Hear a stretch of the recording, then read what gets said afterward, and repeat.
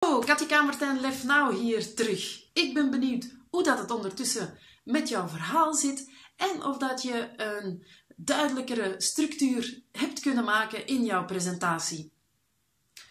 Bij video 3 zou ik willen starten met een vraag. Wat is voor jou het verschil tussen een middelmatige, gewone spreker en een goede spreker? Een tweede vraag. Wat is voor jou het verschil tussen een goede spreker en een professionele spreker? Wel, een gewone spreker, iemand die niet echt gewoon is om te spreken, maar die dat nu eenmaal even moet doen, of die dat gevraagd is. Misschien hebben ze dat aan jou ook al eens gevraagd. En wat je dan merkt is, deze spreker houdt heel hard vast aan zijn slides. Gaat zich zelfs omdraaien en de slides aflezen. Misschien heb je dat al wel eens gezien. Of die heeft een tekst en die gaat die tekst gewoon gaan aflezen. Nu, wat is een goede spreker? Een goede spreker is iemand waar het aangenaam is om naar te luisteren.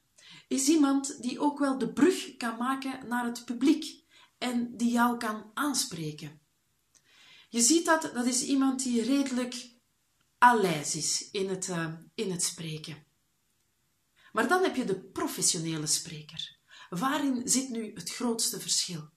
Wel, de professionele spreker die gaat de spreektechnieken bewust hanteren.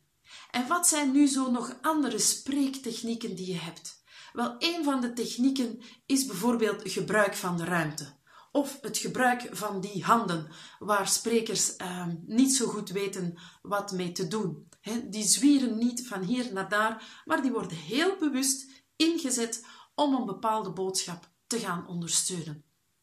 Maar een tweede element van een professionele spreker is dat hij de 5 stijlen op een heel bewuste manier gaat inzetten.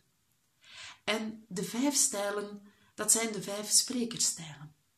En de stijl die ik nu laat zien aan jou, is bijvoorbeeld de stijl van de lover.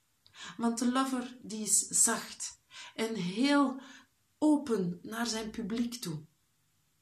Maar dan heb je bijvoorbeeld de warrior. En de warrior die heeft een heel duidelijke stem, een krachtige stem, gebruikt zijn handen en wil een punt duidelijk maken aan het publiek.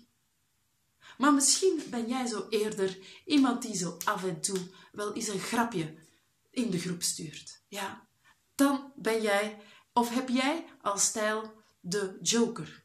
Nu, een professionele spreker, die kan de 5 stijlen heel bewust inzetten, afhankelijk van de inhoud van zijn presentatie. Akkoord dat dit wat oefening vraagt om die 5 stijlen onder de knie te krijgen. Wel, er zijn nog 2 video's die eraan komen.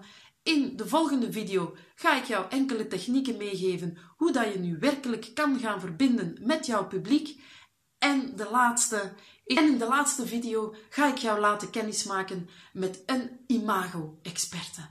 Want heb jij het misschien al eens voorgehad dat je naar een feestje moest en dat je merkte van, oh, ik ben hier ofwel overdressed of onderdressed. Wil jij weten wat belangrijk is als spreker? Wacht dan nog even 2 video's, want het komt eraan. Tot de volgende video.